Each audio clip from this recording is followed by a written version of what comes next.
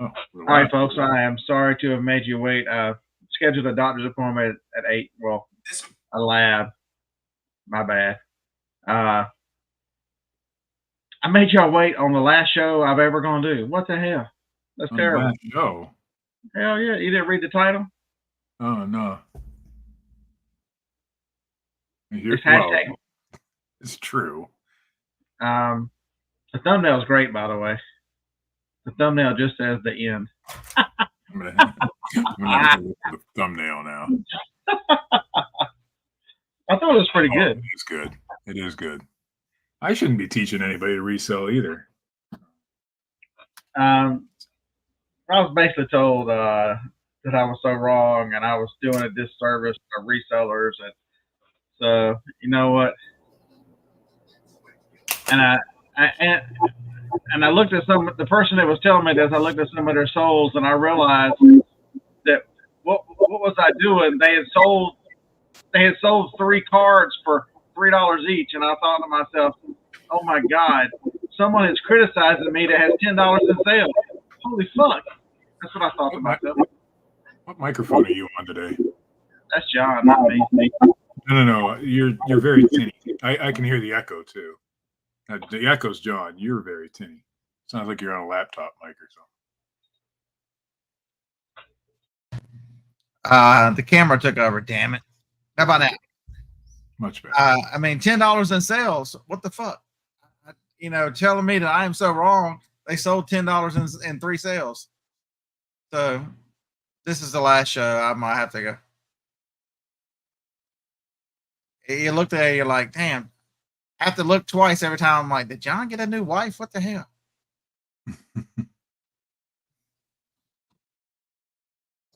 Skinny Minnie's headed out for a walk. 90 minutes. I need to take my ass for a walk. It's terrible. I do too. I stepped on the scale this morning, and my scale said you need to go for a walk. It's about like the van. So on the way back, on the way there, the van said 11 miles to empty, 10 miles. It got down to 1, and it finally goes and says, "Please refuel."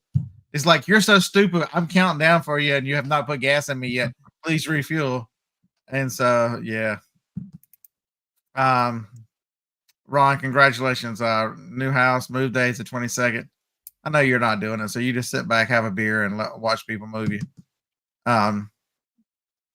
Hey, Chernock, what's up, man? What's up, Chris? So the whole premise was, if I have an item, and folks, this is a mistake I see a lot of people make, is if you've got an item, you fall in love with a sold price. You have some kind of, it happens to a lot of these younger resellers, people that have not been around long enough to have been through the ups and downs of good and bad times. You fall in love with a sell price. You go, I found this, and somebody got $70 for it. Mine is worth $70. I have to take $70 for it. And you list yours at $70, and maybe by some grace of God, somebody like me finds it for $1 and goes, you know what? I've got $1 into this. I'll take 59. You wait on your 70. I'll take 59 because I'm still making great money. I want to sell mine before you. I'm happy with the fact that I'm going to make $40 in this transaction. Let's roll. It's about cash flow, folks. The number one killer of small businesses is lack of cash flow. If you don't sell items, you don't turn money, you don't understand the business of reselling. Maybe there's a grail item out there and you go, it's worth it. It's worth the wait. But if you have a whole store full of this kind of stuff and you're sitting back going, well, they sold, I'm telling you, you're not going to sell shit. I know what I got. How dare I lower your comps? I know, right? Go try that. I got 15 grand in my checking account because of my sales from yesterday. Go try that crazy shit on Amazon and see what happens to you. You can hold a principle all you want to. It's folks. It's a reselling. You're in business to make money. You're in business to sell things. If you're a collector just doing whatever, or you're part-time and have no interest in that, do whatever you want. But I'm telling you, and it told me that I was doing a disservice to the reselling. I was ruining it. I was ruining products. I was doing this. I'm like, I'm selling shit. Oh, I'm so happy somebody got under your skin. I'm not the only one having a frickin'. Oh no, I didn't get under my skin. I'm laughing. I'm laughing the whole time typing in the chat, and they are yelling at the microphone. I mean, yelling so much I had to turn the speaker down over there. So let's get this straight. And for one thing, everybody understand this. Just because you yell your point doesn't make you any more right or any more wrong. It just makes you look ignorant. If you can't control your emotions and all you can do is yell and scream, it doesn't make you right.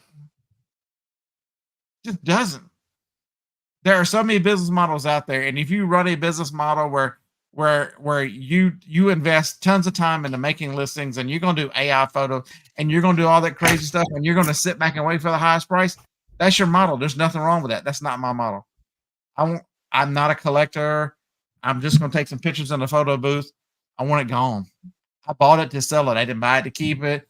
I didn't buy it to put it on the shelf. I didn't buy it to put it in one of my storage buildings, unlike what John thinks. I bought it to sell it. I can't sell $3 cards. I'm telling you, right? But if you want to sell $3 cards, there's nothing wrong with that. If you buy them for a quarter or less, sell your $3 cards all you want to. I would never sell $3 cards. I sold jeans for $10. Yeah, sell a lot of $3 cards. Yeah, but you also had a repeatable process, and you didn't do AI photos, and you had a machine of them going in and out. I get it, and I don't know that I would have done that, John. Most people wouldn't, and that's a lot of work. Listen, it was hard work. It was hard work, but at the time, I needed the cash flow to build bigger and better things.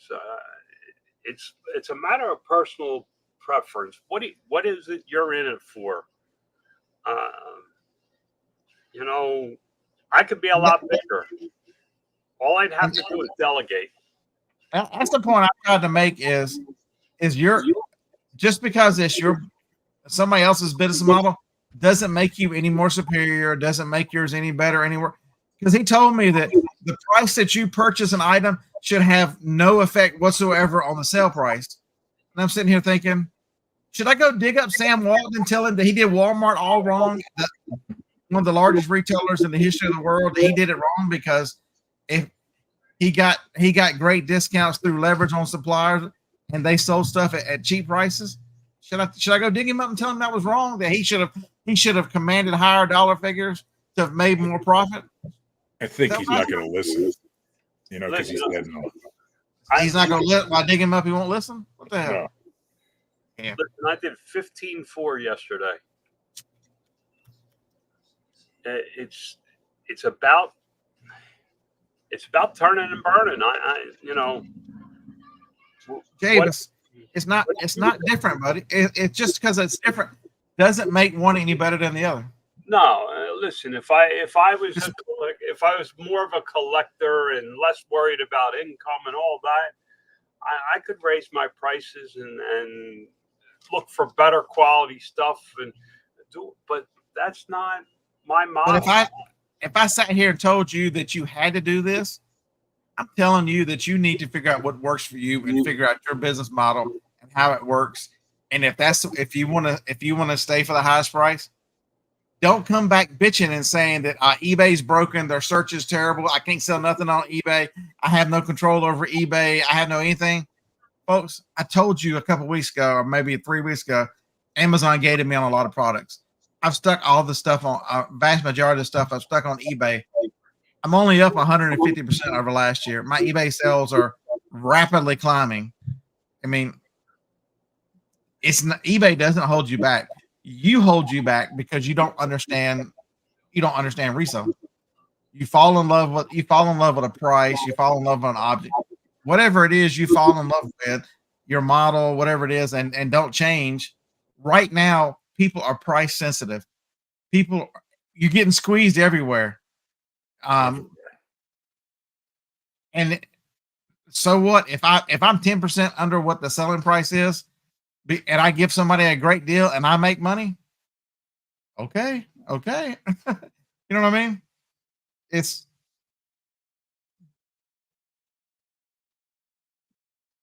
and it's not a race to the bottom, folks. Most of the stuff I sell from yard sales and that kind of stuff.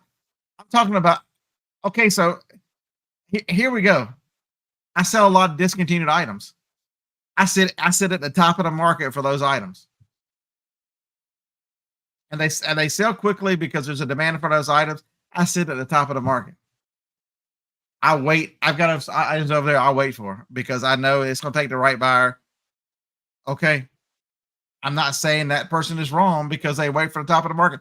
I've got items I'm waiting for the top of the market right now, but stuff that I pick up at yard sales and one-offs and all that stuff, it needs to sell. It needs to go.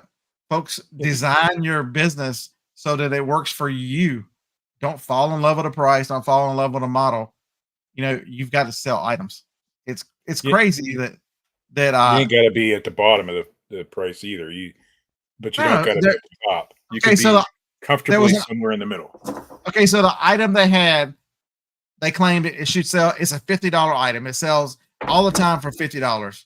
And then they go back for the sales for the last 4 years. And there was like 5 sales he listed. It was a $10 sale, a $15 sale, like a 20s, 40s, 70s. Every year he read out was the same thing. The next year, 15, 10, 20, 40. I mean, there was like 5 sales each year, and they were all the same. But and my point was, if I bought it for $1, I'd take the $25 sale, which is right in the middle for the most. Oh, you can't make any money on $25. You're eroding the market. But people are selling it for 10, 25, and 40 the whole way through. You're waiting for the highest one. And you're saying that it's worth 50. There's 3 sales each year out of the 5 that are below what you say the market is. What makes you right to think, okay, so if you want to be the one that hangs out for that high one, hang out for the high one. You put yours at 50, I said 10 to 20%. That puts me at $40 on that item. I'd sell it for 40. If you buy low enough, you can make money at the 25. It makes no sense to fall in love with it. You're not ruining the market. Okay, so let's get this straight, folks. You're not ruining the market. You're not doing a disservice to others. Folks, it is your goddamn business. I don't give a fuck about somebody else and what they're going to sell it for. That's the beard I like. None of that pays my bills. This hot indignant point that I'm ruining this and I'm ruining that. Just stop it. We're not in this together. We're not singing Kumbaya. We're not forming a union. None of this bullshit. This is your business. Start treating it like it's your business, like your family depends on it. I'm telling you right now, other than the disability my wife gets, which doesn't even pay the damn house payment, my life and everything I do is dependent on me making money. I could give 2 fucks about somebody else. You know, Ford sold for over sticker just a few months ago. Does that mean that all Ford dealers should like stay at sticker price forever? Can't you tell me how to buy those shoes? Stop it. Can't tell me to buy those big white shoes, those 17 size 17 Vans, which are still in the car. Speaking of shoes, I'm sorry. The more we go on, the more it sounds like you're a collector, there, Scott. They're still in the car. So I am currently. The building looks amazing. You can't see it from here, but the building really does look amazing. This is getting listed today. When you see me Friday night when I'm drinking, I'll be even crazier than then. You'll see most of this will be gone or replaced with something different that I pick up Friday. Folks, this thing about resellers and YouTubers are ruining the Polaroid market. You can pick up a Polaroid 600 and sell it for more than you could now because we ruined the Polaroid market.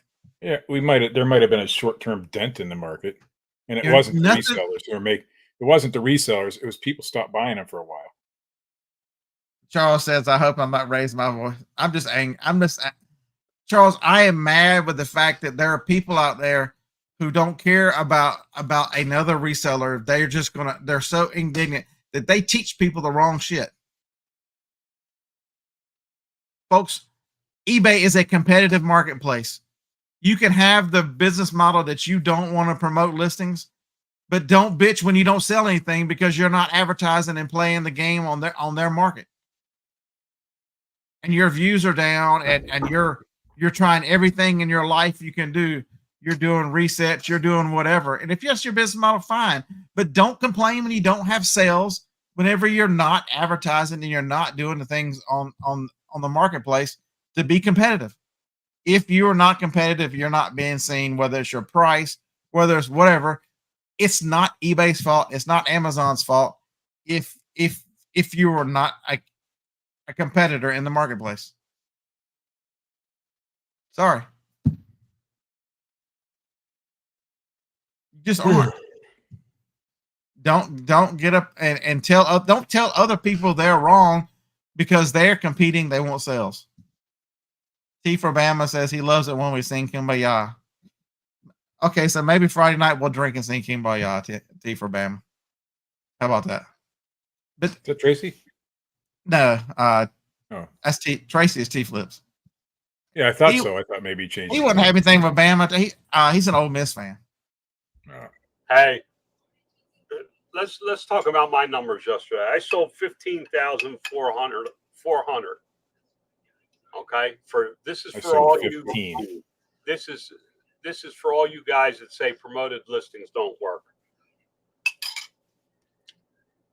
Now, I would have made sales if I didn't have promotions, but I increased my sales yesterday by $4,353 because of advertising. I still would have sold 10 grand if I didn't have advertising.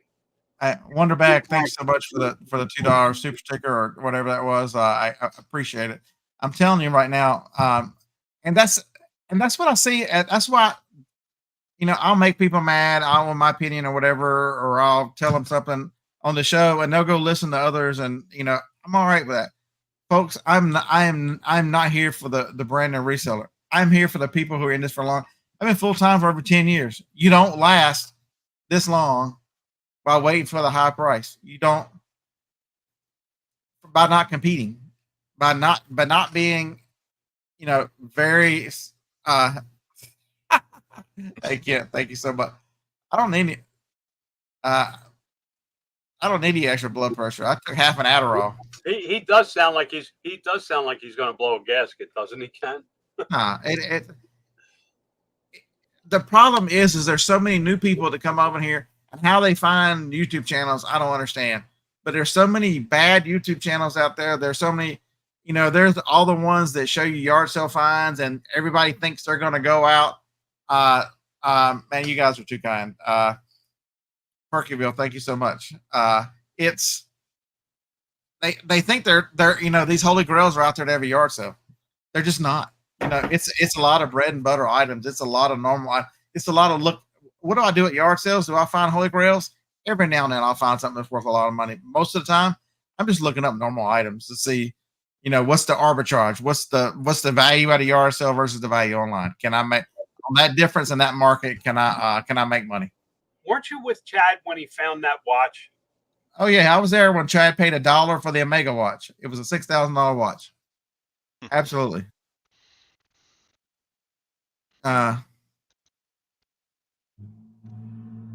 Jabus, it is full of, I tell you to listen to others so you can, there are lots of good channels out there. There's a very few that I'll watch. So Commonwealth Picker Kevin. I'll watch Kevin because I think Kevin's a smart dude. Sometimes we don't buy and sell things exactly the same way. He's the reason why I got pots and damn Tupperware over here. Damn it, Kevin. But imagine that. I've been running Tupperware through the auction, and it gets good money at the auction. Because at a yard sale, Tupperware has no value. People recognize the value of Tupperware at the auction, and so I make money on Tupperware. I never would have looked at Tupperware without listening to Commonwealth Picker. So cash flow. Cash flow, people. You can't. Okay, so today when you go to the grocery store, go to Walmart and take your phone with you.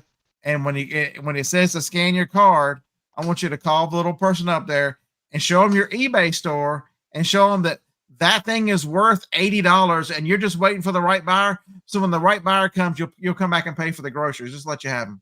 It ain't gonna work. They don't care. Lag. Nope, they don't care. Lag is selling your stuff on district. That's what I heard. Hey, as long as somebody's going to be selling my stuff, because I'm sure not. If somebody came up to Todd and said, Todd, I really like all those toothbrush holders you got, I'd give you $200 for them. Todd would pack them up for him and give them all to him. There you go. Or Band-Aids. How about the Band-Aids? How long you had the Band-Aids? About a year. It's been long. About a year. So all Tupperware chassis is not created equal. So the one that I had was the cake holder that had the little strap on it. Oh yeah, that thing good. I picked it up for $1. That thing's in demand and went for $15 at the auction. If you decide, oh, Beard, that's too big, you could take the strap off and sell it for $15 on eBay, because I've sold a couple of them. Because Harlan goes, those straps are hard to find. I wonder what they're worth. Look them up. This is what Harlan tells me at a yard sale. Just this Let's morning. all have a moment of silence. That Harlan's not going to yard sales with me. Can we have a moment of silence? Okay, there we go. But this is a part of an old Vegematic, Ron Popeil deal from TV, just parts, and it sold for $15. So the whole Vegematic wouldn't sell for that much, but the parts do. Like, I didn't say anything about a strap on. Come on. The cake holder. The cake holders have handles. Those handles are worth $15 on eBay. And folks, you've got to. The name of this game is why. First of all, you got to say, why are you doing this? If Todd wants to hold out for the highest price and keep his little room there until his lovely bride kicks him out because he can't walk in there anymore, he can do that. He's making money for cruises. He's not dependent on that for his living, for his house, for anything. If I stop selling, I got to go get a job or I got to go do something else, because I still have 10 years left on my mortgage. Three car payments left. And Joni insists on eating dinner. What the hell? Well, my business model obviously is going to be way different than your business model. Right now, it doesn't matter what I sell things for. I can hold out, or I can go for the quick flip. Because you guys are working doing something. But October, November, when y'all are trying to transition back, I bet your opinion changes. My opinion changes a whole lot. And there's nothing wrong with either one of them. Nope. To say that you're doing a disservice to the reselling community and all that crazy shit, folks. Yeah, I'm going to undercut everybody just to mess with that guy. It's about you. It's about your business. It's about making smart decisions that run your business, that supports your family, support whatever your why is. Why are you doing this? That as long as it supports the why do you care what somebody else sells something for? They're not ruining the market. They're not ruining anything. Folks, I can't tell you how many times I have an item and I go, they're selling it too low. I'm just going to hold out and wait. They'll be gone. Or God forbid that you buy a bunch of candy from the Dollar Tree, and whenever these people come on your listing, you bust their ass to the bottom to run them out and then raise your price back up. Who would do that crazy shit? Who would sell at a lower price to run somebody out to hold their price? Some grumpy old bastard did that. That was my favorite strategy with Pop Rocks. If you went under my price, my repricer dropped to the freaking rock bottom price of Pop Rocks. This is business, folks. You're not, for the most part, there are a lot of people who still sell on eBay, come to eBay and sell, you don't need yard sale, just sell a few things. There are a lot of those people out there and they do just fine. They sell their little items and they move on. But if you're going to do this for a living on eBay, Amazon, Poshmark, any of them, you need to learn to compete. You need to learn. So, I do a podcast, the Triple Play, whatever the hell we call it, podcast. John's crazy name for it. And what did Josh say about 3 or 4 months ago? He said, I set all these prices. I had a lot of stuff in there that was still 2022, 2023 prices. There is a different, right? The economy has tanked so bad and inflation is killing everybody that the value, just because it sold 3 or 4 months ago. Don't you watch the news? The economy is great. I don't watch the news. I didn't realize they told me that. Turn on CNN. It'll tell you this morning. My pocketbook, John, says the exact opposite. Correct. I'll tell you that. I tried to go out to eat the other day, and a Big Mac combo was like $11. That's it. And in California, I think they're like 18. You could tell me that the world's right. Yeah, they are like $18 here. They're like 12, almost $13 here. So, What is? I've never heard of RBA. What is RBA? Jameson. Really bad advice. Oh yeah. You have to see. There's a reason why I switched from Google to Apple Maps. Is because I'm like, Google's got all this information and it'll tell you turn right, and it'll be at the wrong place. I'm like, I went to Apple Maps. I'm like, Siri, trick me like I'm stupid. Go through this light, turn at the next one. I love Apple Maps over Google. I'm like, both I'll good. use Apple Maps. Apple Maps, treat me like I'm stupid. Take me there and treat me like I'm stupid. Thank you.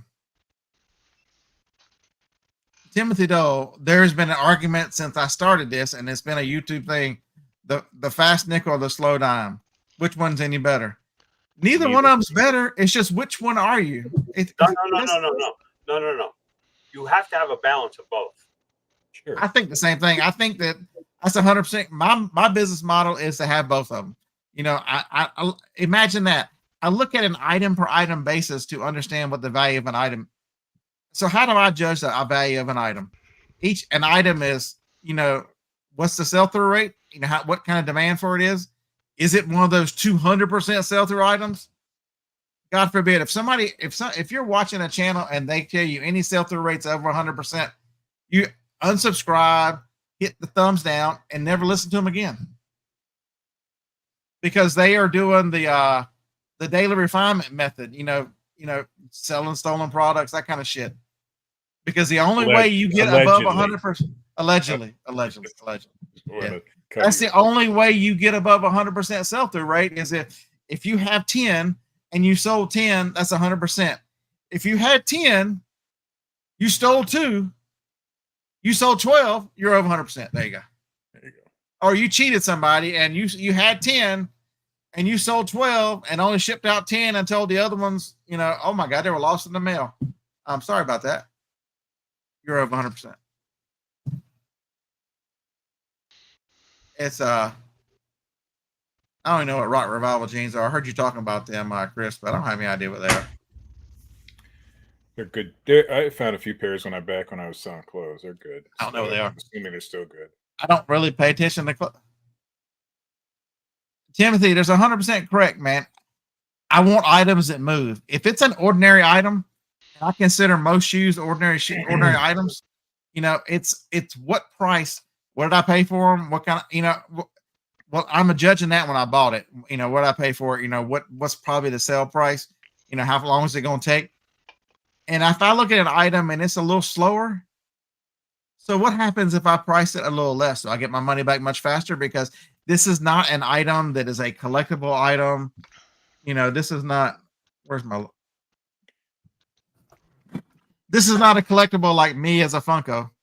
That guy's priceless. Me as a Funko, I should hold out for like $1 million for me as a Funko, right? Right. That's priceless. They even got a gun. I mean, that's perfect. Is it, how many shoes did they make? Don't kid yourself to think the scarcity of a shoe.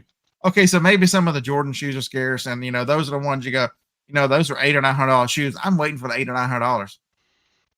If it's a freaking pair of Hokas, how many pairs of Hokas do they make? This pair here is New Balance. I picked up yesterday for $15. It'll sell for $70. I'm gonna list them for 60, just because You're they're ruining brand the new. market. You're ruining the market. You're Just killing the because other I want resellers. those. Yes, but they're not. There's nothing special about them shoes. They're a good size. They're size 11. Chernock, I started in clothing, man. I started selling clothing in 2013.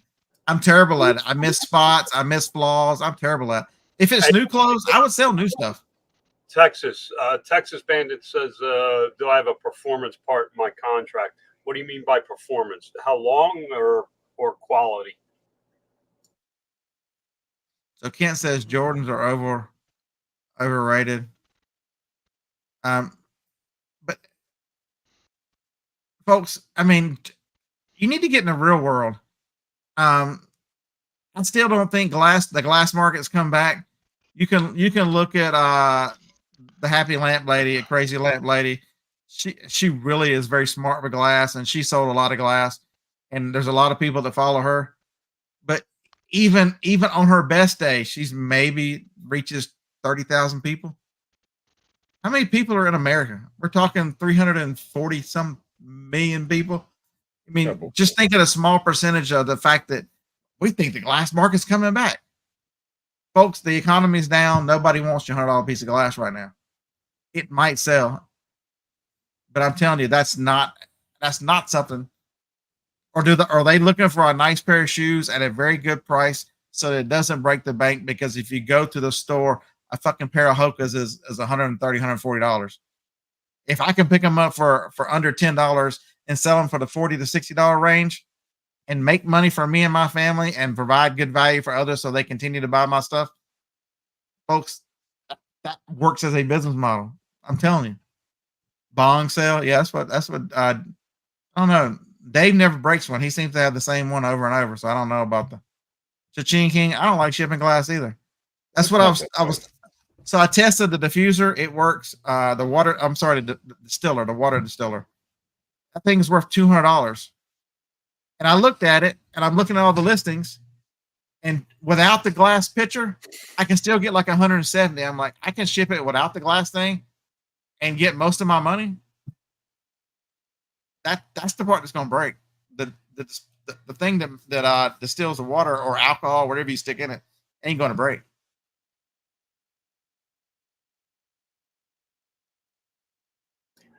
Texas Bandit. So far, I haven't had a problem with port times. So she reaches. We So actually, Kevin, okay. we So ship maybe it- I underestimated her market, Kevin. Sorry, John. Maybe I underestimated her market, Kevin. But even at that point, we're still talking. Okay, so maybe I got her by half. I'm not saying anything about the quality of her content. She's extremely smart. That is a great business person. She has a model for what she sells and for her YouTube content. I'm amazed by the brilliance that she is and what she's accomplished. Absolutely amazing at what she does. That doesn't mean the glass market's revived. It means that she's carved out a niche where people buy from her and she can sell glass and she's smart with that. That doesn't mean the market's revived. But she's a wonderful. Listen to her early stuff. She will tell you she's set up to be a content creator, and she's one of the very few. I put her in your competition, Kevin. You guys actually sell and make content. Not everybody sells and makes content. She sells and makes content. You sell and make content. That's a rarity. See, I'm the exact opposite. I sell and don't make any content. So there you go. Same. I don't sell or make content. There you go. I wanted to make content, and honestly, it got in the way. It got in the way of selling. You don't find sellers. You don't find real big sellers. And then making content. They're running a business. They don't have time to make content. There's a few of them out there.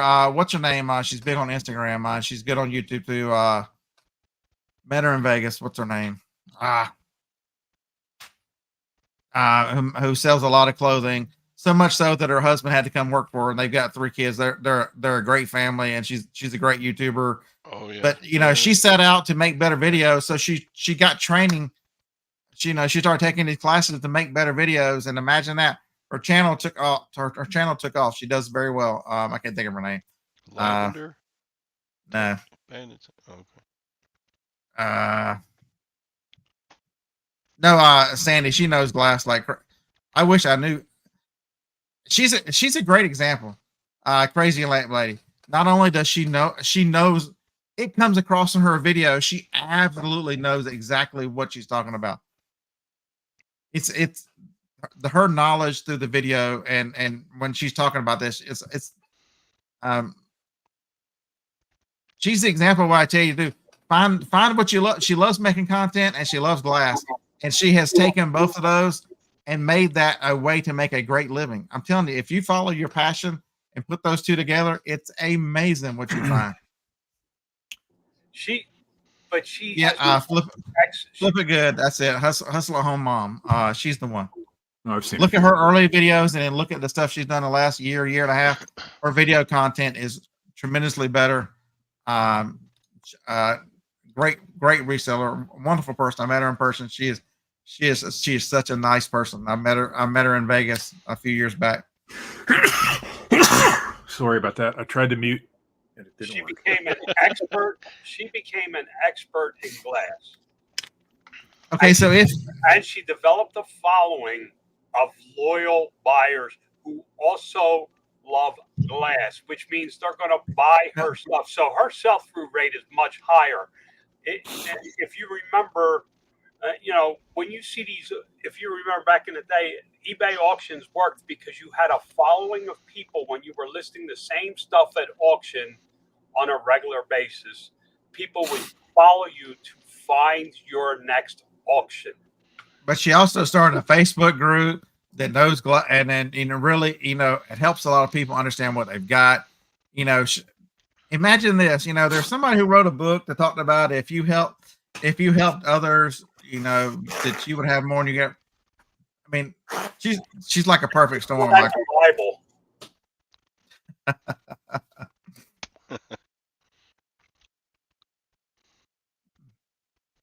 Another guy that knows.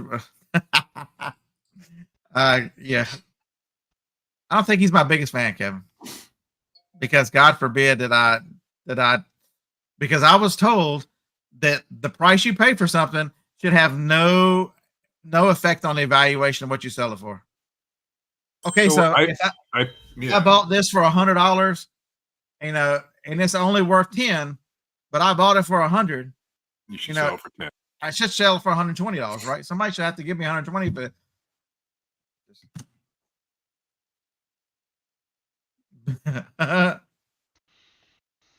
but I get the point. If you want to hold out for the $50 for the item he had, that's perfect. Hold out for the 50, but understand that if a reseller who thinks like me, and a lot of people do, I've got little to nothing in it because I picked it up in if I bought a storage unit and there's 10 of those things in there, and I understand that only 4 to 5 of them sell each year, and I've got 10 of them, and I don't want to hold these for the next 8 to 10 years to wait to get my, if there's only 2 of them that sell at the high point every year, that means that I would be waiting 5 years to get rid of these things. Or how about I just throw them in the middle range where the true value probably is, okay, say at $35, and sell all of them at $35 and move on.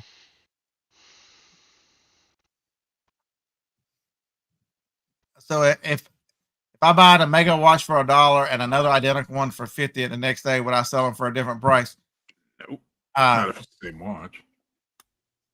But it's relative in value. Understand that because it's a $6,000 watch, and what is $50 on a $6,000 watch? Yeah, but see, he's taking the extreme, and I know Commonwealth Picker puts out. Isn't that the guy that does the content on YouTube? Has good content, works in a shed or something. Yep. He's taking an extreme. What we're talking about here is average stuff. Yeah. So John's 100% right, and I was talking to Commonwealth in text. If you're talking to Mega watches, you're talking stuff that's harder to find. You're talking has much more material value. I mean, wait. I want to answer his question. He says, okay, make it $1 and $1,000. I would dump one of them tomorrow for $2,000. I'm with John. The dollar one. Yeah, you're probably right about that. I need my cash for the next opportunity. If I sit on that watch and wait for $6,000 and a car comes along that I can flip for $1,000 profit tomorrow, I ain't got $1,000 to buy the car because I'm sitting on a watch I'm waiting to hold out for $6,000. It has to do with cash flow position and everything like that. I understand what he's saying. He's saying, Right. but I would dump one of those watches just to get my money back. The other one I would sit on for the $6,000. Would it matter if it was the $1,000 watch or the dollar watch that you would dump? It It doesn't wouldn't matter matter. at that point because you Doesn't got matter. both. Either one doesn't matter. It doesn't. It's about the cash in my. It's about the cash that I have to work with for the next opportunity. There is an opportunity cost to money that a lot of people don't understand until you get to the level I'm at now. There is an opportunity cost to sitting on product. And people don't understand either the cost of carrying inventory. Your inventory goes up. Your position in an inventory goes up every single day. Every day you hold it, it goes up. And so, okay, so you guys know I do retail arbitrage. I don't do Walmart anymore. But the one thing as I was getting out of the Walmart and doing Walmarts as everybody else is going in is I can tell you Walmart has an item they've held for a long time. They put it on clearance.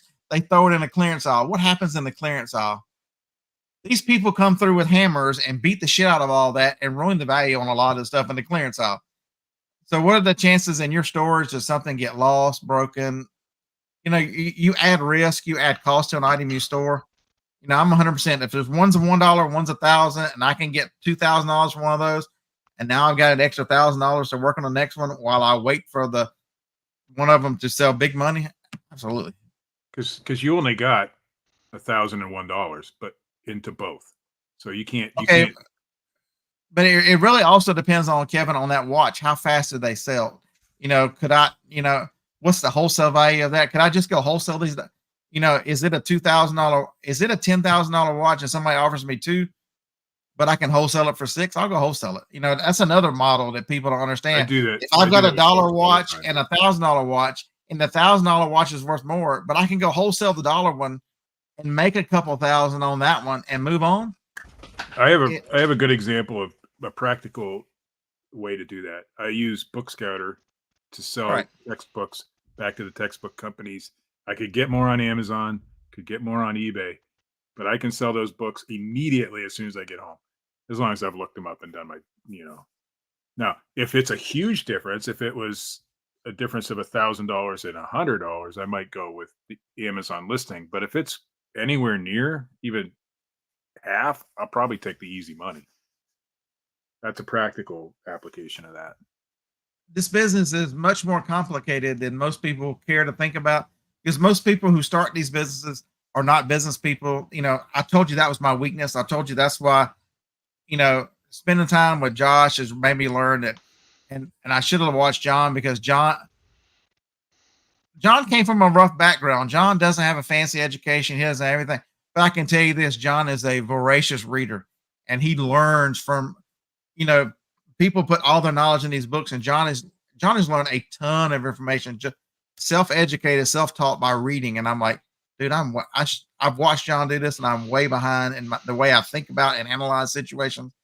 And so I'm trying to read and trying to help the way, because if you don't advance this part of you and you never understand that you become a business person, even if you don't have employees and you're a single person, you still got to get more efficient and in your own operations to understand who teaches you cash flow. Anybody hear that in your schooling, including college? Anybody hear the terms cash flow? Hardly. Very rare. When you were getting your English degree and about doing pictures and stuff, that they mentioned cash flow in college? Probably not. Retrospect's a great example. They add value to these cameras, and they command and put a warranty on them and command, big dollars on their site. Could they go around and pick up cameras at yard sales for $2, or is it cheaper for them? I'm telling you, Tracy T Flips, are you in here, buddy? Great example. Tracy does not like selling clothes. He'll sell some clothes, but he's got a buddy that sells clothes and tells Tracy, I'll pay this, this, and this for any clothes you find. And if there's a question, Tracy will call him down the yard sale and go, dude, I got this. I found some of these. What you pay for them? And he will flip that money immediately. If he's got $1 pair of jeans and sells them for say $5, is he wrong for selling them for $5 for an item that he never would have touched to make quick money while he's out there? He's ruining the market by doing that. He's ruining the market. Yeah, that's what he's doing. Damn, I can't believe it. It's he's just wholesale them out to another reseller is all he's doing, and there's nothing wrong with that model at all. But to say something is wrong because you disagree with it, just something is not for me because I don't sell glass, and I've been lazy at making videos. Do I say the crazy lamp lady is wrong for doing it? No. I would tell you I wish I was that good. I wish I could be that good in the things I do. She's absolutely amazing. When I remember when Kevin started, I wish I was as good at follow through in videos as Kevin is. Kevin is a great creator. Kevin's videos from the beginning were well polished, nice, Yeah. Good lighting, all that stuff. So don't judge somebody by what they do. Huh? Who the hell's Kevin? Commonwealth. Oh, okay. Who the hell's Kevin? I ask that a lot. Who the hell's Kevin? Some short dude that makes videos. Hey Todd, good morning, man. Hey, Todd. Good morning from Minnesota, right? All right.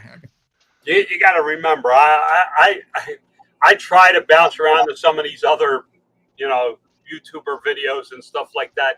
It's just not my cup of tea anymore. I barely sell on eBay. I do $6,000 a month on eBay. It's not worth the aggravation for me. So most people think James is crazy.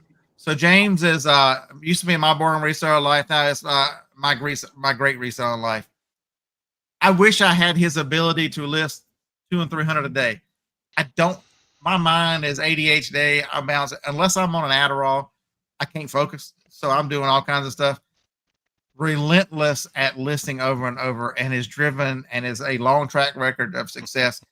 And even he sees that there's been some difficulties. He's starting a new channel, starting a new eBay store, and is trying things different.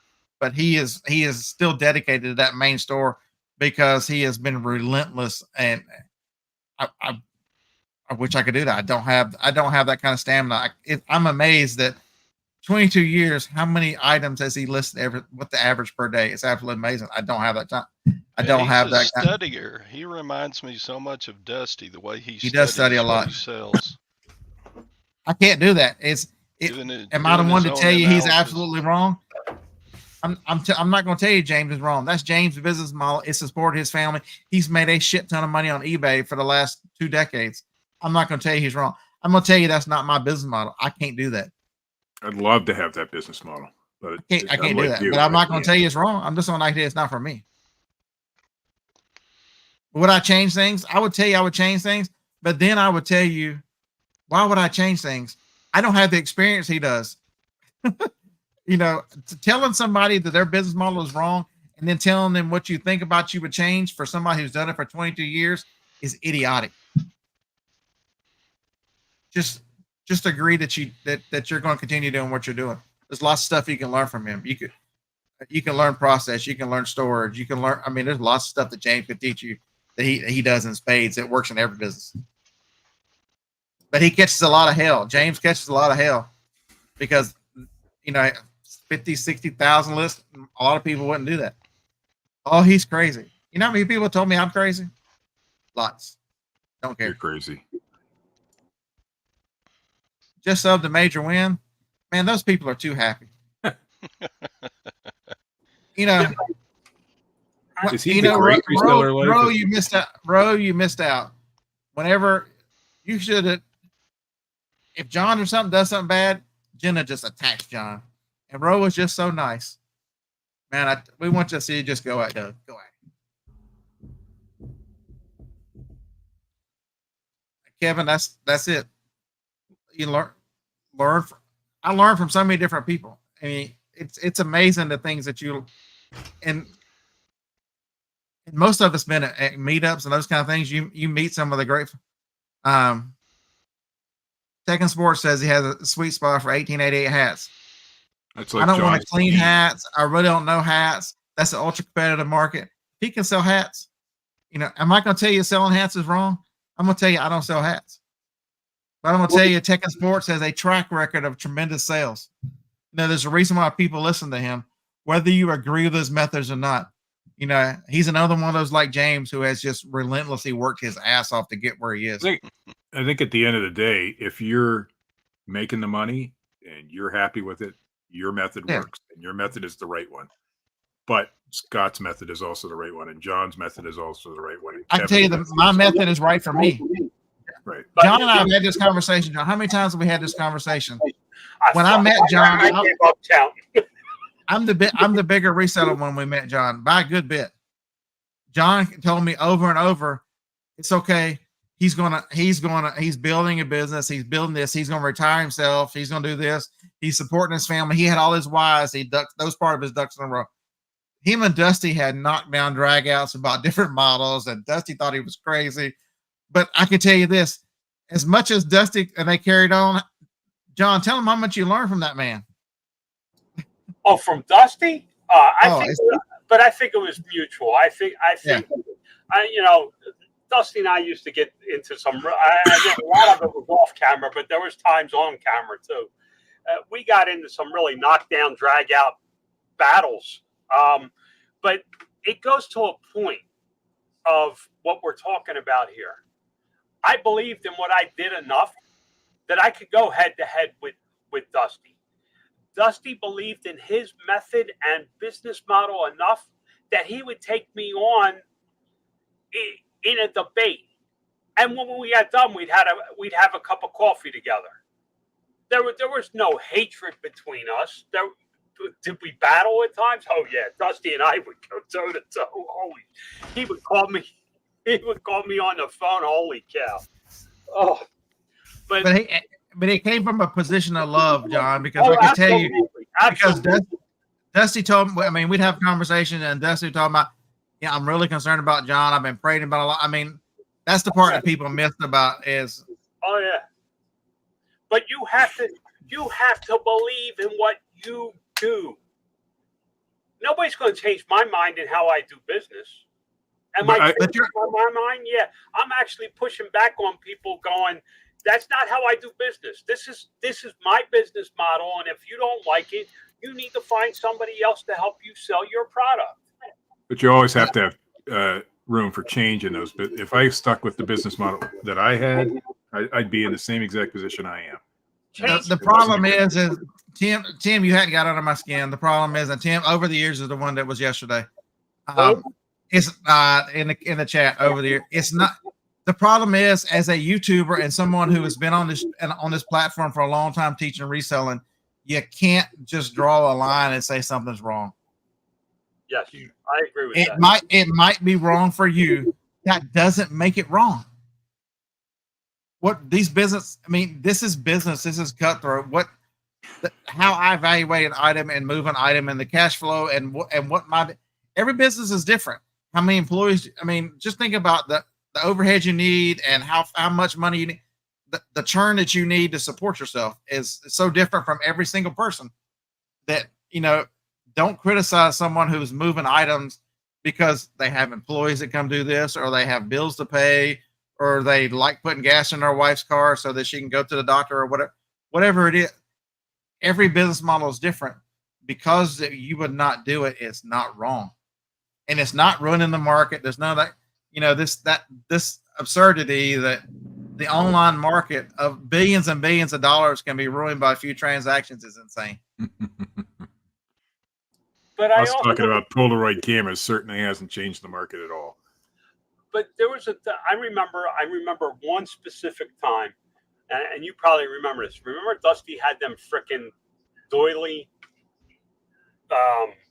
placemats for a table? They were white and cream. Oh yeah, he had a ton of them. Yeah, he bought them at that store. He found them back in the freaking bottom shelf or something, and he came to me and asked me, how do I, because it wasn't a product you could sell on eBay and sell through enough of to sell. So I helped him. I got to pay a bill here in a second, guys.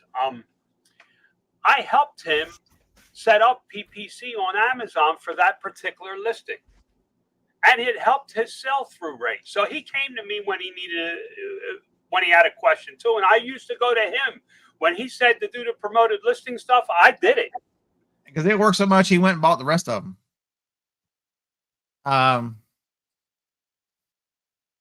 Tim, I'm not attacking you. If it's your business model, there's nothing wrong with your business model. It's just not. I'm not holding out for a high price. You said that I should own that the price should not matter unless I sell it at auction. Those are your exact words. Go back and watch your own show.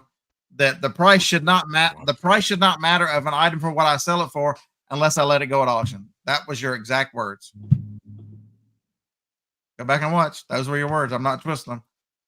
Unless I sold it at auction, like at a whatnot, the price shouldn't matter of what I sell it for. It should never be a consideration in the sell price.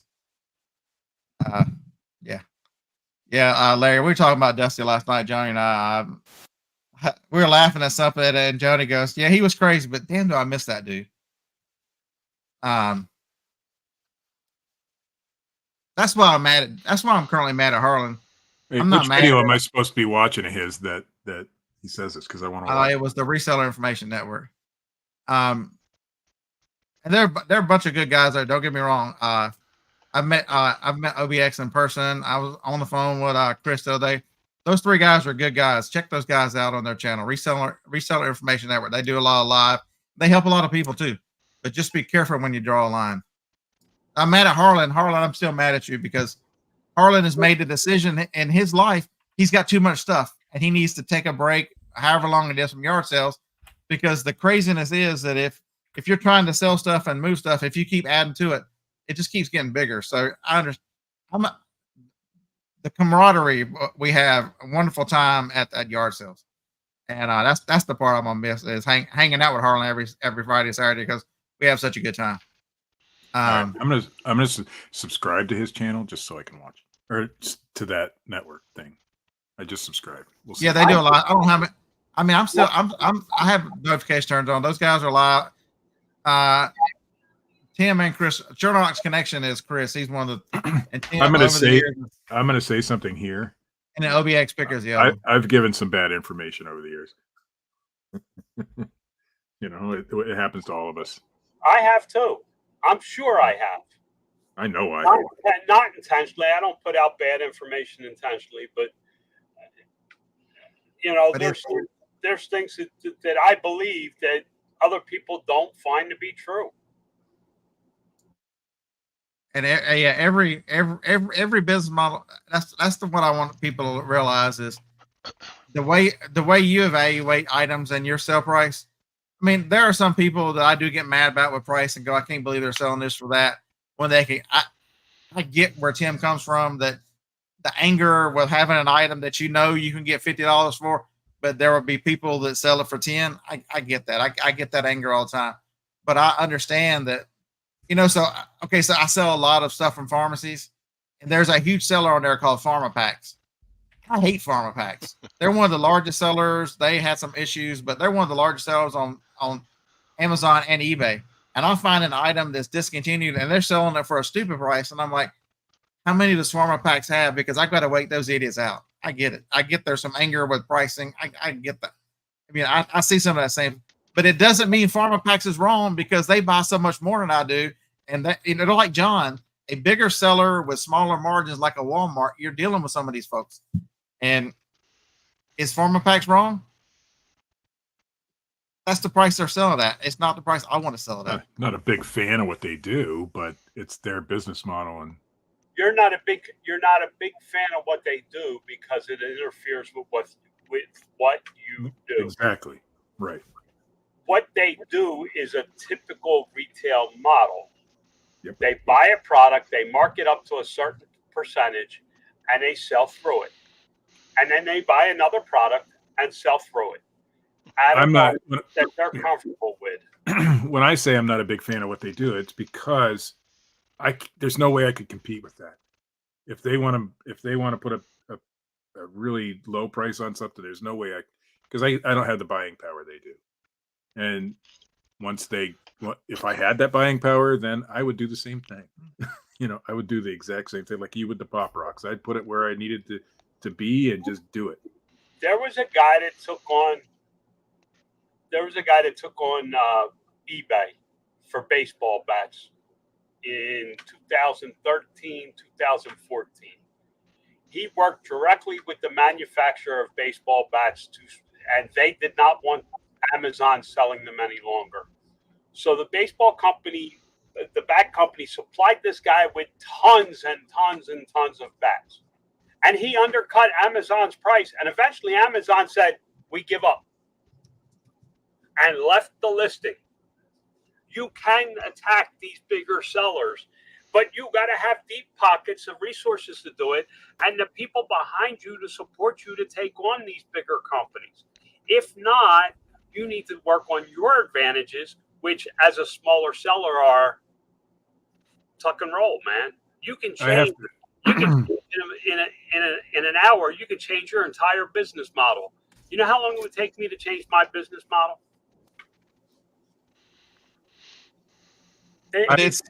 I have to get going, but I wanted to address one real quick question here. Hey, Kent, stop and pick me up on the way. I'm ready to go to West Virginia. Let's go. JKR says, to me, it makes no sense to sell things for way less than you can get for it. And I don't think anybody's advocating for that. Way less. We're saying price it competitively, but maybe a little bit under sometimes to make the money. It's the time value. It's people don't throw the time in there. We're not advocating giving your stuff away. No, I'm not advocating giving your stuff away. And so yesterday the example was the glass thing that Tim had. If he only had one of them, I can see putting it in a box for it and waiting for the $50. I understand that model, and I've got a lot of stuff over there. I do that, but there's a point that if I've got $1 in it or a low amount of price, and I see that the median sale of that thing is $30, would I rather have the $30 or would I rather hold it for $50? Neither one of them is wrong. It's just which one do you want? But to call one wrong because you wouldn't do it, that's the problem I have. Is it's not wrong because it's not your business model. It's not the way you would do it. Doesn't mean somebody else is wrong. There's lots of things out there. I have to get going. I got an oil change here in a half hour. Oil change? What the hell? Yeah. I'll see priorities. What the hell priorities? Later. Sweetwater out. I got a big meeting in a half an hour, and guess what? I'm gonna sit here and chat.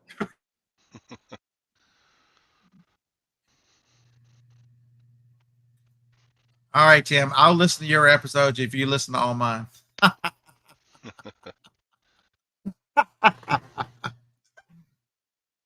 I don't know how many lives this is, but I've done five or 6 years straight. So yeah, good luck.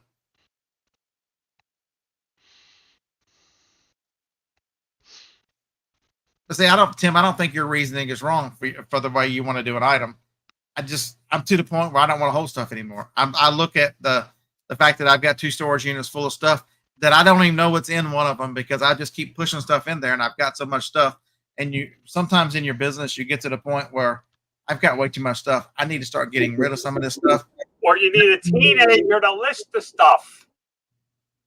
And then teenagers stuff.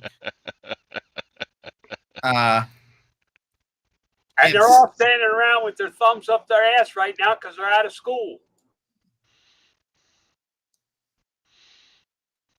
I think that's the point people miss is when I evaluate it, it is so complicated to evaluate what the selling price of an item is. It's what do I have in it? The biggest problem, the biggest correlator to me is what did I pay for it? What can I afford to sell it for? How long am I going to hold it? How often does this item sell? There is a complicated thought process that goes into what price you come up with and how long are you going to hold something? The toothbrush holders cost me 3.5 cents a piece. I heard your math was wrong. There ain't nobody gonna undercut my price for toothbrush holders. I listed them 2 at a time, 5 at a time, 10 at a time, and 72 at a time. You have a contract sent. uh, But a Seiko watch, I'm gonna hold out for a little bit more.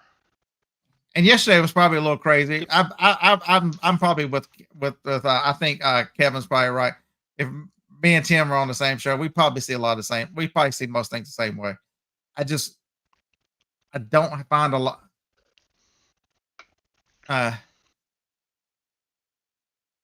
Dawn, if you only knew how much stuff I've been trying to get rid of stuff. I actually cut half my eBay store out. It's going to auction and just get what I get.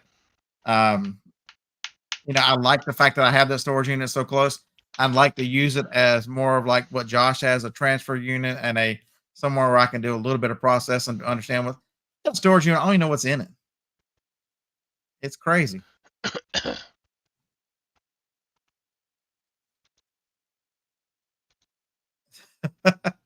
I suggest smoking the weed, not stashing it. I wouldn't sell $3 cards.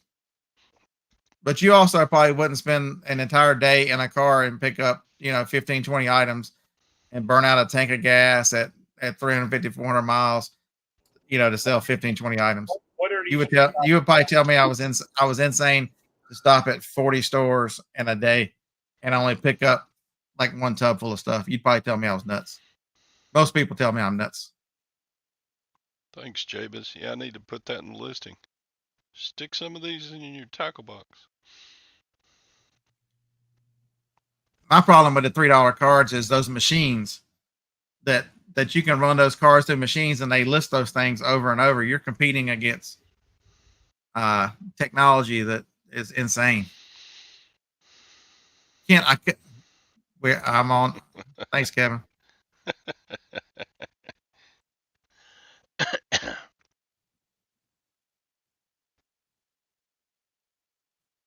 And postcards. Yeah, Ken.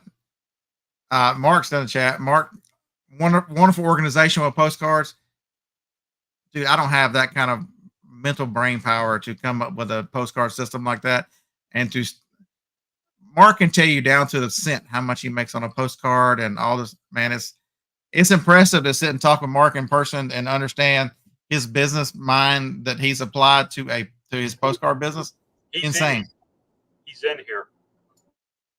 Oh, I know he's in there. I couldn't do it. It hurts my head to talk to Mark. I am absolutely impressed with Mark, and I think, oh my God, I wish I could be that way. It hurts my head talking to him. He's so smart.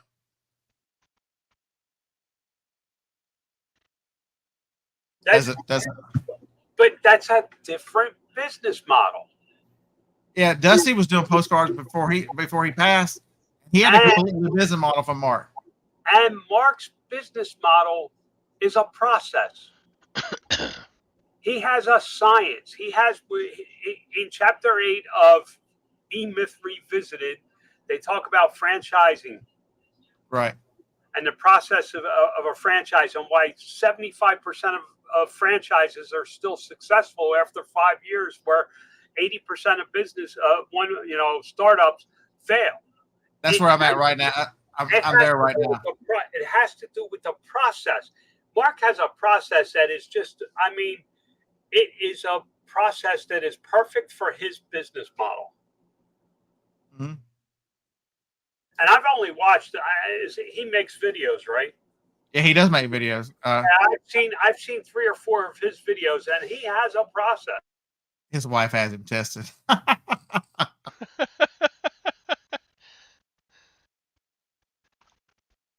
But it's Kent. He would not want to walk into one of my warehouses. He wouldn't want to walk in here. I'm way better than I was a couple weeks ago. Oh my God. Even I looked at the mirror and go, "What the hell are you doing, dude? You're an idiot." Yeah, I think Mark has his tropical fish potty trained. That's how organized he is. okay, so to switch gears, to leave all that, so I had a realization that sometimes I have good ideas and I should maybe listen to myself every now and then. So I've been on this journey of organizing, putting more process and more discipline into the business. I might have to remove John because he's going to start carrying on. And so Never. so first I started looking at the products I was selling on eBay and Amazon and how to make eBay and Amazon more similar, so it'd be easier to list, easier to sell some of the same products on there. And then I looked at my shipping to do better boxes, smaller items, quicker shipping. I've already got great setup on the tape machines and everything. So to make me more efficient on that side, the one thing that was always off limits was Van Massey. I never thought about the yard sales. I never really put any processes in place. And as I tried to force my way through eBay and Amazon, I'm like, I'm not getting anywhere. This building is still a wreck. And so I think the time has come that I do that every week. I'm probably going to cut back to every other week and just keep one, half the auction and choose different items, because I think that part is, I started looking at the one thing I've talked about in this part of the year is do a time audit to see where you spend your time. So I started doing that and started trying to figure out how much time did I spend on the auction here, which only amounts to like 15 to 18% of my business. Turns out that I spend 19 hours a week on it. I'm like, 19 hours a week. That's That's too much half. time. That's half of a part-time job. That's a half of a full-time job that I'm spending on 20% of my business. And so I've spent, Harlan got me thinking about this whenever he talked. So Don, you're really all right. When you're on your comment earlier, you just don't know how right you were. And so I'm now evaluate your entire business. Just because you love to do something, I'm not going to give up yard sales. I'm not, I'm just going to go back to going back to my rules at yard sales, where if it doesn't sell for this, I don't buy it. But just setting up a set of procedures and rules in my head that takes the guesswork out of it. If it's $20, I'll look at it. If it's Tupperware, Kevin can have it. Unless it's the cake pan or something that's really, really valuable. Instead of all this, I look around and I've got so much miscellaneous junk everywhere. And so you can't, if you eliminate part of your business and don't evaluate the whole thing, you don't get the results you need. And so that's what I'm doing the next couple of days. There's a book about all that. It's called the 80-20 rule. The 80-20 rule. So I really thought about, so I figured, if I pick better items for the auction, and instead of being forced to do the auction every week, if I concentrated and put better items on the larger side for me, I figured I can keep 70% of the revenue doing half of the auctions. It'd be better for the auction because I would make money for them. I'd make more money for me on the time that I spent. And so that's the realization that that I'd ignored a big chunk of time. How do you effectively evaluate what you're doing and ignore a huge chunk of 19 hours a week? You ignore. That's crazy. And so, and there might be a different business model come out of this. So, Kent's in the chat. He knows I pick up great shoes, and I pick them up for way less than he does. And so that could be a thing. I could just start picking them up. And why don't you sell them to Kent? He wants me to. And there might be a point where I start picking these things up, just throw them in a box to sell to somebody like Kent or somebody, because shoot him a picture. You want these things. And then when I get 10 or 12, I know, Kent, you keep telling me to say these shoes, but I've had them now for a week and they're still sitting right there. I gotta get out of here. I gotta pay a guy. He washed and waxed the RV for me, and I know he's in the park. I gotta go pay him before this meeting. You guys have a blessed one. Hey, Beard, I'm not gonna jump in on you about your processes. I'm proud that you're actually starting to listen. Means I did something right. I'm out. That may be the first compliment John's ever given Beard. And so that's a switching of the way you look at things. You know, how do you afford yourself? You know, it's the same thing that Tracy does. You know, do you have to make maximum product on every item? You don't. If you can buy well and flip them quick, I thought about doing whatnot, and I'm like, I can't do whatnot because I don't have enough time. Because if you add something, it's going to make everything else worse. You can't. The hardest thing to do, everybody goes, you just need a cross list, folks. I'm here to tell you that can be a trap, because every platform you add distracts you from what you do well, and it takes some of your focus away. Oh, but it's just this and that. Oh, the computer program can do this. Trust me, folks.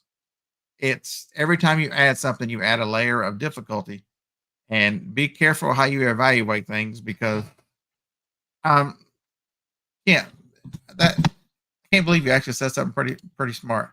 That's it. Money is everywhere. Figure out how it works for you. Figure out. That's it. If you're at a yard sale and you know that you got people that buy certain things, is it bad to make a couple extra $100 a month just by throwing them in a box? Not that hard. I don't know, Larry. I think Todd's left with me. Larry wants to know which one of us is left with the other one. But business is so complicated. So Chris, I agree with you 100%. Cross listing for clothing sellers is much easier, and I'm not a clothing seller.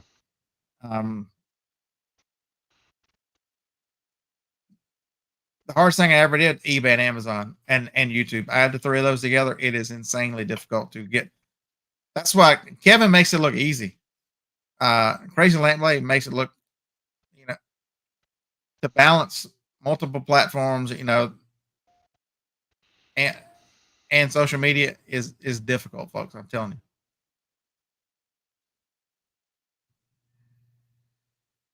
So Javis said, cross listing could wreck your business. Just ask Lonnie.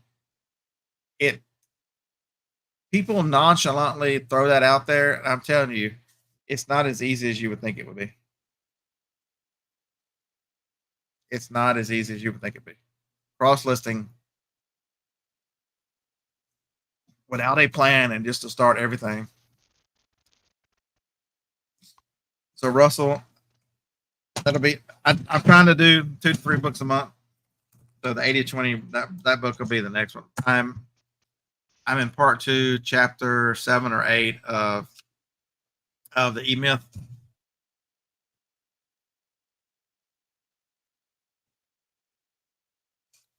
So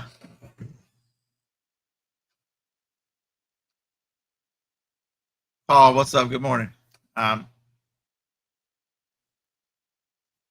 Bendo was so easy, even Kent can use it.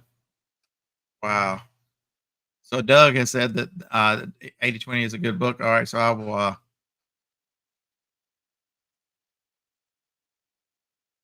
So Grams and Pops Vintage, 8 years ago, adopted a self-audit process that helps keep ADHD brain on track and not chasing.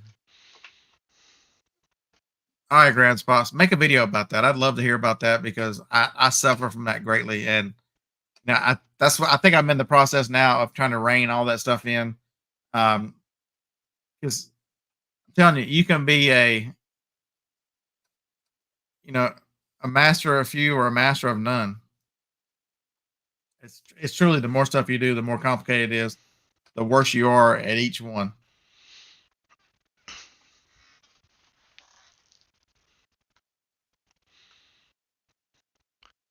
And that's one of the reasons I kind of stay with eBay.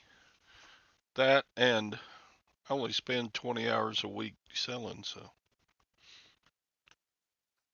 I don't like to divide my time or my thoughts, because I'm a little ADHD too. So that's probably, my readiness is not to wait on any product anymore, and to understand it, to flip it. the flip part of this and to turn and churn and to, I want to get to the point where, that was the other thing is I'm going to come up with a method to track because I just do the auction willy nilly. So I don't know per hour, per time, how effective that is for my time. Because I thought about it. What could I do with, okay, so 6 of those 19 hours are yard sales. I'm going to do those anyway. So what about the other 13 hours or 12 or 13 hours? What do I make per hour on those doing the auction stuff? And if I spent those 12 hours listing on eBay or Amazon, the two things that I'm very proficient at, could I make more per hour? And so that's the evaluation process I'm in right now. Yeah, the making pies now. Yeah, it's a great example for the pie maker. And so if you're reading the E-Myth Revisit or you're not, there's a pie maker, the lady, and she's had a business that's gone up and down, and he's helping her with the business. So that's the core in through the book, as he's telling you his concepts and stuff about correctly building small businesses and all the different things. There's a lady who's a pie maker. He tells her story through the middle of it. Watching the new Star Wars show. All right, lag.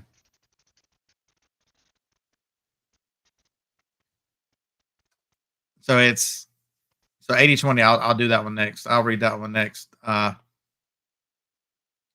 evaluate.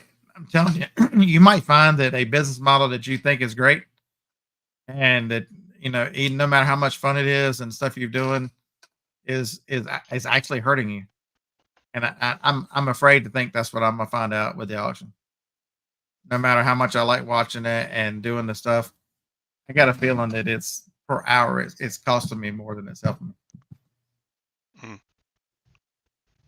And so, not this week, but the next one, I will go down to 1. I'm gonna use 2 more weeks, and then 2 more of the big side, and 2 more of the other side, and then I'll cut it out. So my goal is July 1st, whatever that first Monday or whatever July is, to be just every other week.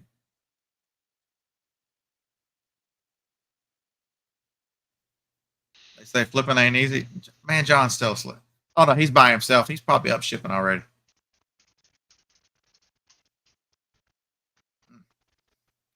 All right, so great comments today in the chat.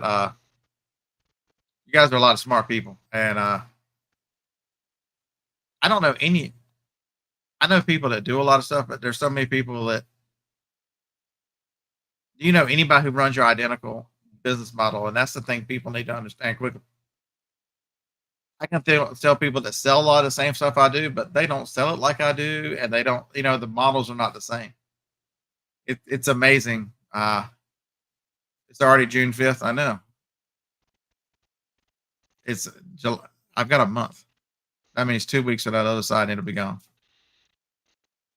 So this is the last month of June. Is the last month of 2. So this weekend will be the first weekend by myself doing yard sales. So I think the quality of items will go up because I'm not splitting them with Harlan. He picks the stuff. It couldn't hurt, right? But it sure won't be as much fun, right?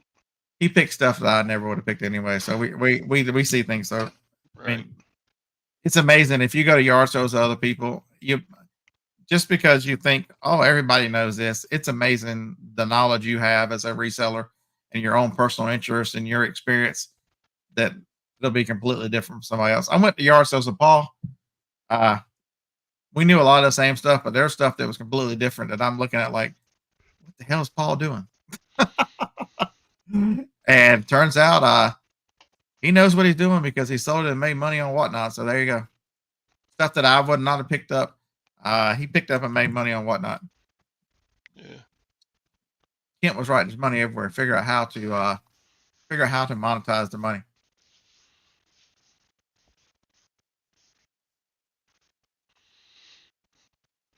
Yeah, Paul used to make up to 100 listings a day, and I'm like, golly, that's a lot. And then I did 30 the other day. Thought I was doing amazing. 30. Oh, that'd be great for me. But Paul, he's He just But there are doing, people out there that are doing good the at it. best things. Yeah. What's her name? You know, is obsessed and will list everything she buys from auctions. Can't think of her name right in a second. Starts with a B. One of Tom's friends. All right, somebody help me out. Brenda? Where is Tom? Where is Tom?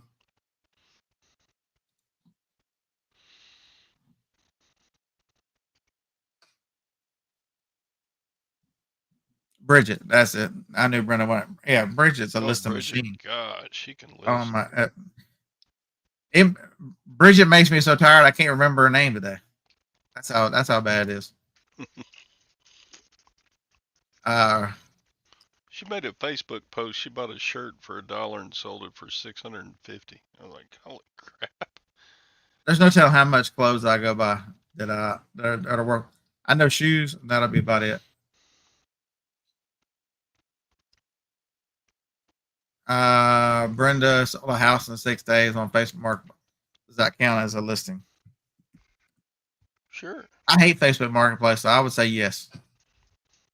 There's lots of people who sell big stuff and sell Facebook Marketplace. I would tell them they're nuts. I don't want to talk to people. I just want to send it in a box. Does that make it wrong that I would tell them they're nuts? It's not wrong. Yeah, that'd be a good thing. Sell your house on eBay, and all the money you spent to buy the house, you just say, "Oh, that's tax deductible." Business expense. I know, Chris. You're all you clothing sellers are safe with me. Not only did I not have any style, I wore this to remind you that you're special. I thought this was funny. It's the only reason why I bought it. And in the state sale. Yeah. You know, look at Hart's Pickers. Look at Ronnie Hart. That dude lives up in Massachusetts. He picks up insane clothes seller. He sells brands. That's what Hustle at Home Mom. The brands, I watch her stuff and I'm like, I've never heard of these brands. What the hell? And the prices she gets and the stuff she commands and the quality of clothing, I'm like, you know, she'll sell 10 brands. I'm like, I hadn't heard of 9 of them.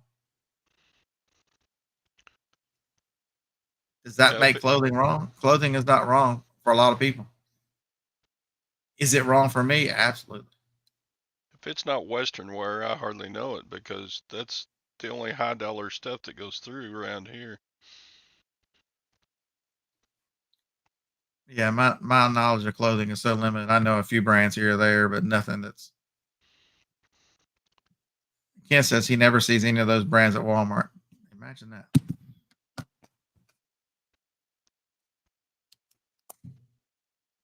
All right, so I guess I'll have a show next week. I guess I won't quit teaching. I don't think I'm really teaching. I think I'm just giving people ideas because you guys don't in this chat and who watch the show don't need any teaching. You guys are really smart. Major Win, All right, you Doug gonna and do a Russ. show after this?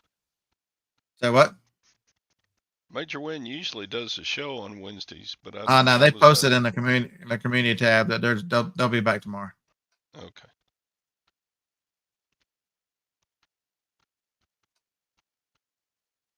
Dun, dun.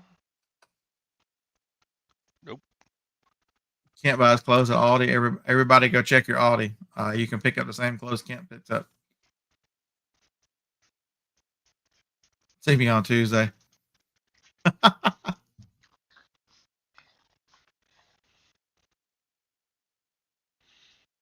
Yeah, Johnny's back home. I'm probably in trouble now.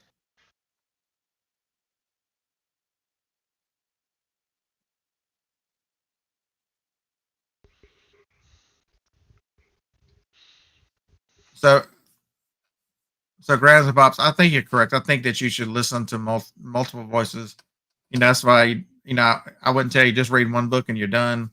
I wouldn't tell you to follow financial advice and business advice of just one person. You really need to get, because we're all so different. Everything works. You can glean. I'm such a huge proponent of gleaning information from you know, my business model won't work for everybody, but you can pick up stuff and processes, and maybe you haven't bought a tape machine yet. What the hell are you waiting on? But I could tell you the more efficient you can find yourself, as someone goes through a journey and we'll show it to you and we'll tell you what they do. Man, go to a meetup. You meet amazing people who have amazing business models, and you you might learn something. You know, you might have in this mind, oh, they're just clothing sellers. They couldn't teach me anything. And then you look at it and go, well, look at their storage. Oh my God, they're a wizard at storing their organization.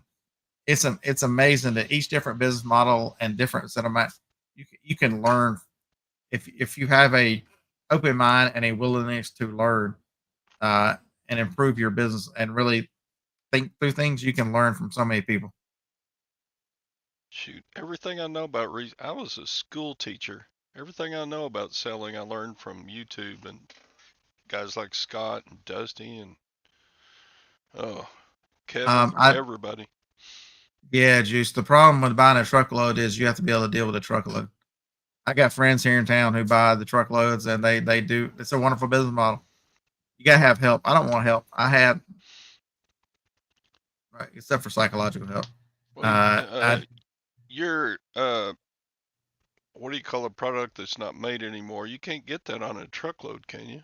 they don't say the truckloads are discontinued for, you know. You have to learn the why and the reasons why people do. I was trapped in a restaurants for 25 years. I like getting out and driving around. I like seeing this country. I like seeing the highways, the back roads. I like all the part of doing the RA. I'm telling you, last year when I struggled as much as when I quit doing the RA because I lost some of that passion for what I like to do. Uh, my ADHD cannot sit here and do a truckload. I can't imagine how long it would take me to get through a truckload of stuff. Several years. That'd be all I'd need for like several years. Oh my God, I can't imagine. Well, if it I'd was struggle with 10, one if it pallet. was 10 SKUs, there might be hope. But if there's 10,000 SKUs, oh God, that would be horrible.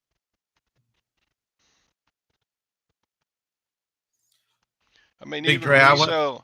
Resell Okay. Rabbit, he doesn't get all that many different SKUs on a pallet. He may get 10 SKUs on a pallet.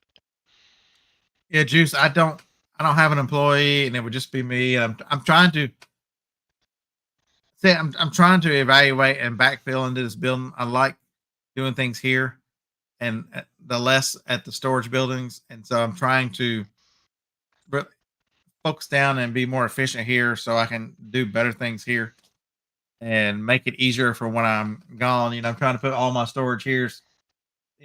Less items, more money per item, those kind of things, so that when I'm gone, the wife and son can come out here and easily pull stuff and ship. So I'm working on efficiency. I'm working on making it here. I used to Um, like you, Mark. Now I'm not so sure.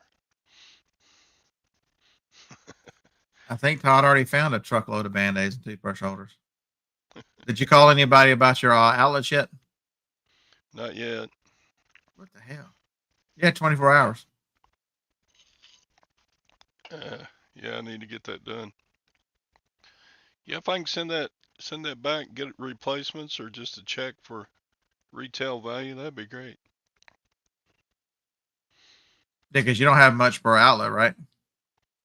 Uh, let's see. About 80 cents a piece. If they come back and say, "Well, we'll give you 5 each for them," It's either 80 cents or 8 cents. Maybe it's 8 cents. Here, let me. Uh, sorry, if anybody's expecting math to be the strong suit for old guys, yeah, we don't math anymore.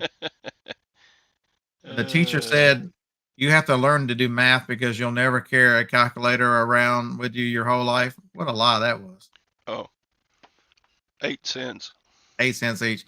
So if they offered you $5 for each one of them to get rid of them, you'd be happy as. Yeah, I'll take them to the dump for you.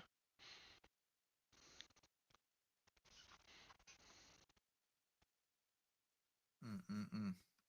All right, 3 minutes. What do y'all want me to? Yeah, Brenda, it was actually 8 cents. He was All right, y'all got 3 minutes. What do y'all want me to tell you in 3 minutes? Yeah, I thought I had 1,800 toothbrush holders. Turns out I have 2,180. Oh my God. Uh, I'm so glad I don't have 2,182 brush holders. Which came first, the chicken or the egg? Now on this, I hardly ever promote, but on this I am. Todd, I would like to make it to Minnesota this year. I have never been up there. Are y'all above 60 degrees yet? What the hell? In the middle of the afternoon, maybe. I don't know too many people, Juice, that do the truckloads, just the ones here in town. And they do Target truckloads for the most part. And they have a pretty cool business that they run on. They sell stuff on their website, but they also, she was on the show, I don't know, 3, 4, 5 months, 6 months ago. And they sell Poshmark Live is their big place of selling. Is Lindy Glenn still doing truckloads? No, she closed that business. I know she closed the business, but I didn't I know think she she's was making Harlan said he ordered some snacks or something she's making or something. Oh, I need to go back and watch that video. Has anybody watched Lindy Glenn's video where she sells? Harlan said they were really good.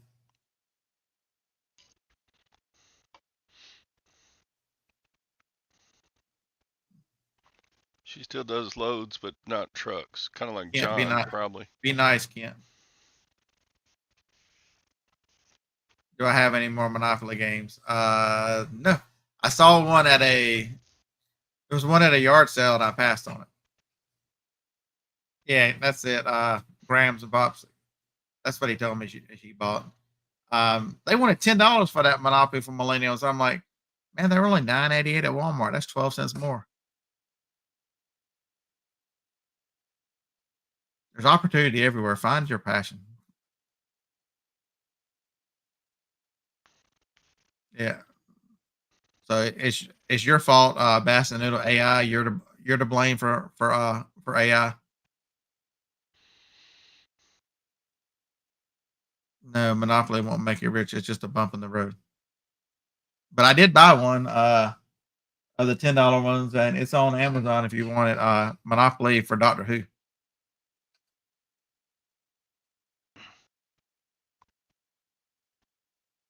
Larry, that's not asking a lot. You just want to be pharma packs.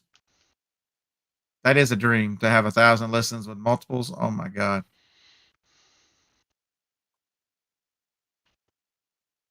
All right, y'all, I've run out of time. Hopefully, I've given you something to think about. Really analyze your business. There's no right or no wrong. There's just what's effective for you.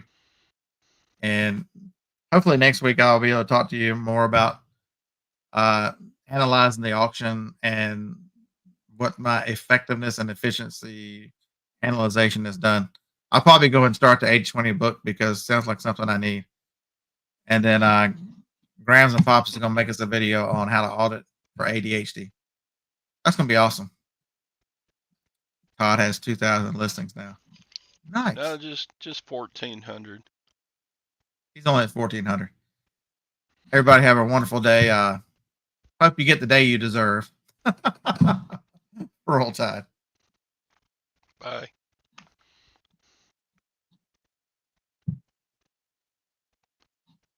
Did I not hit the button? What? That was